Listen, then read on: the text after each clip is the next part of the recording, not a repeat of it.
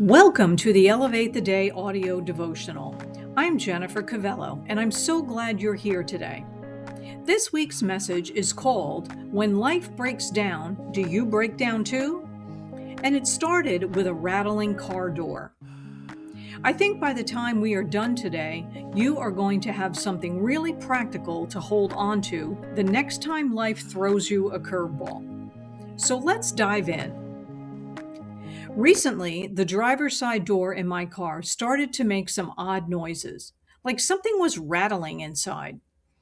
It got progressively louder until I thought the door would fall off its hinges. Time to get it checked out.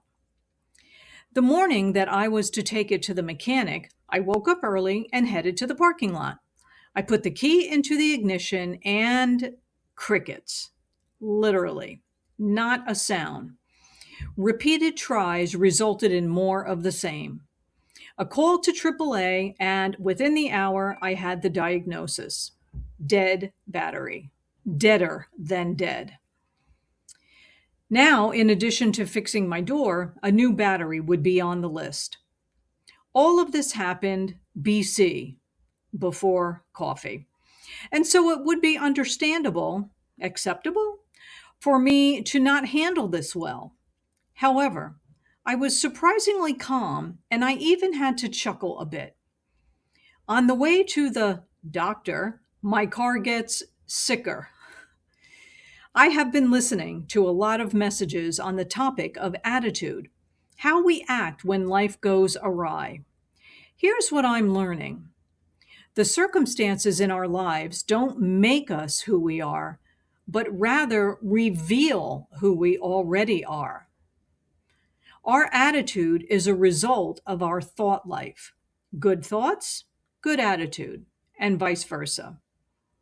Think about it. When something bad happens, do we freak out? Do we laugh? Our response is a window into who we really are. If we panic, it likely means we have some anxiety going on. If we laugh, we can chalk up the particular hiccup as part of life and move on. I love this quote from Joyce Meyer. Our attitude is our thought life turned inside out. It's so true. Whatever we are thinking about shows up in our words and in our actions. What's on the inside eventually makes its way to the outside. For out of the abundance of the heart, his mouth speaks. Luke chapter 6, verse 45. So the real question is, what are we thinking about? What are we focused on? I could have chosen to get upset about the dead battery, but I chose to focus on God's goodness. How? Well, just the day before, I was out and about and I did not get stuck anywhere. God protected me. Also, since I already had an appointment with the mechanic, I could get the battery replaced and the door fixed all at once. God provided for me. I could have chosen to let the devil steal my joy. John chapter 10, verse 10. But I didn't. I actually laughed at the whole situation. The enemy was trying to stop me from doing what needed to be done, but God had a better plan. Life is always going to go awry. Jesus told us that we would have trials and tribulations.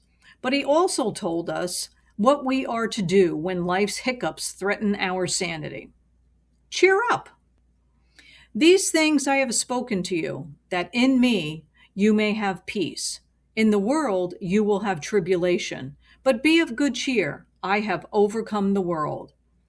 John chapter 16, verse 33. Now, to be clear, this is not saying to be happy about sour circumstances, but rather be happy that we serve a God who protects and provides for us during every twist, every turn, rattle, and dead battery. The old saying, attitude is everything, is so true. Change your thoughts, and you change your attitude. Change your attitude, and you change your life. Thank you so much for joining me for this week's Elevate the Day audio devotional. I pray this message has encouraged you and reminded you that no matter what is rattling around in your life right now, you serve a God who has already overcome it. Be of good cheer. He's got you. If you are not already subscribed, join me at elevatetheday.com for a new blog every Sunday and a new podcast every Wednesday. And if this message has blessed you, I would love it if you would share it with someone who needs it today. Until next time, keep elevating your day. God bless you.